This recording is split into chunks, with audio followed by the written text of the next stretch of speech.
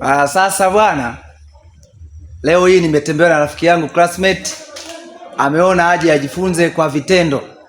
Tumeposti sana mapicha yanayohusiana na masuala ya kilimo hiki cha viungo katika ukanda huu, tukihusia masuala ya tangawizi, mdalasini, iliki, lakini leo tumekuja kuona hapa, ameona brother. Huyu brother tumetokea zetu Songea aju kwa wakati huo, lakini tumetafutana hatimaye leo tumeonana.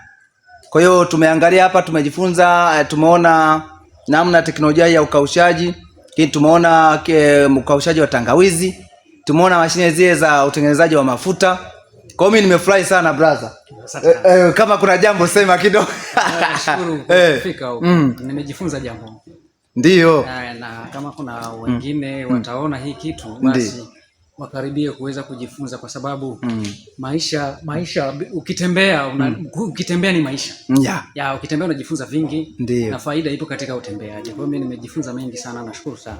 Hebu fikiria bro, katoka zake Arusha kati ya timu Morogoro, lakini akaona bora aje huku Matombo. Tangu jana ametumia gharama kubwa, lakini amekuja kuniona kwanza mimi classmate wake, kwa sababu anaona vitu vinapepea huko, lakini ameona ameniona. Lakini pili, ajifunze kwa vitendo. Kwa uwekezaji sio kuona tu mahali, unatakiwa uende sehemu. Siku moja una riski maisha kidogo, unatumia kwa uchumi kidogo, unaenda kuona mahali, basi unakwenda.